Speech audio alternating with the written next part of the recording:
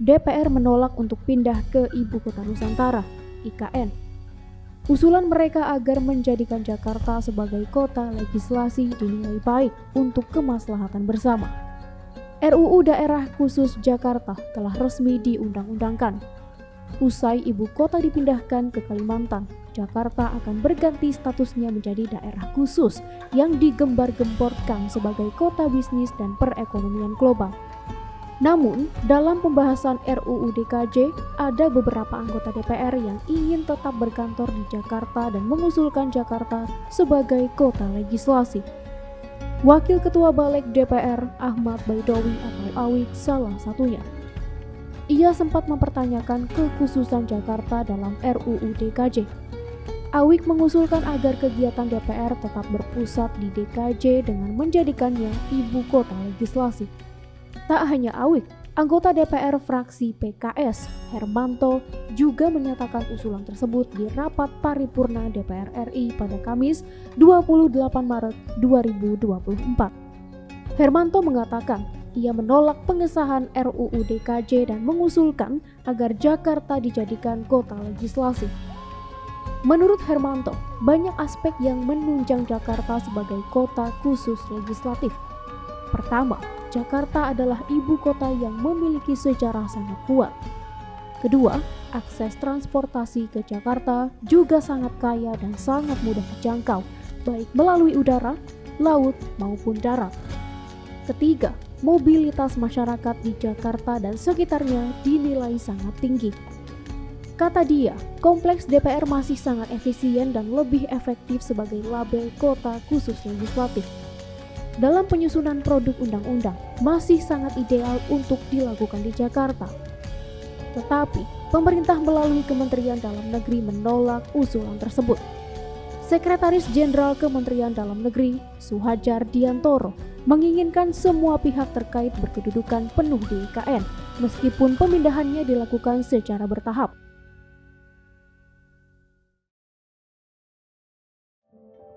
Dalam wawancara podcast Hanya di Sini, PhD 4K Forum Keadilan, Awik memaparkan alasannya dalam mengusulkan Jakarta sebagai kota legislasi. Salah satunya, ada satu pasal di UU DKJ yang menyebut bahwa lembaga negara atau komisi yang berkantor di IKN masih tetap beraktivitas di Jakarta DKJ sampai infrastrukturnya siap. Saya tanya, kesiapannya sampai kapan? Memang ada tahapannya. Tetapi kalau dilihat ke IKN hari ini, masih jauh, kata Awik dalam diskusinya bersama Pumpida Hidayatullah dan Ziza Hamzah di PhD 4K Forum Keadilan, Rabu 3 April. Ia menjelaskan ada 580 orang anggota DPR. Kemudian, masing-masing anggota punya staf. Ditambah lagi anggota DPD dan para stafnya. Untuk itu, Awik tidak yakin bahwa pemindahan DPR bisa selesai dalam jangka waktu 5 tahun. Contoh, Presiden kita bilang IKN pindah ke 2024. Upacara dimulai 17 Agustus. Orang membayangkan pindah semua. Impossible. Nggak mungkin membayangkan upacara di Istana Negara dengan begitu semuanya ada di IKN di tahun ini, ungkapnya. Awik mengakui ketika DPR menyusun UU IKN, hal tersebut luput dan tidak diatur. Jadi seolah-olah 2024 semua pindah ke IKN. Untuk itu, diberikanlah pasal peralihan di UU DKJ. Di UU IKN tidak diatur, makanya di UU DKJ diberikan pasal peralihan, pasal 66 itu. Daripada begini, mending parlemennya di Jakarta, imbuhnya. Kemudian, kata Awik, ada juga pertimbangan untuk mempertahankan sejarah Jakarta sebagai ibu kota. Supaya sejarah Jakarta sebagai ibu kota tidak hilang di kemudian hari, Awik mengusulkan agar parlemen bisa berkantor di Jakarta dan IKN. Rupanya anggota DPR dan MPR dan DPD setuju. Itu cocok kota parlemen, bebernya. Tetapi, lanjut Awik, pemerintah tidak setuju. Kata mereka, jangan hanya eksekutif yang pindah ke IKN. Meskipun pemerintah tidak setuju, perlu digarisbawahi juga bahwa saat ditanya apakah Jakarta bakal menjadi ibu kota legislasi, Ketua DPR RI Puan Maharani menjawab bahwa pihaknya akan terlebih dahulu melihat pengaplikasian UU DKJ tersebut.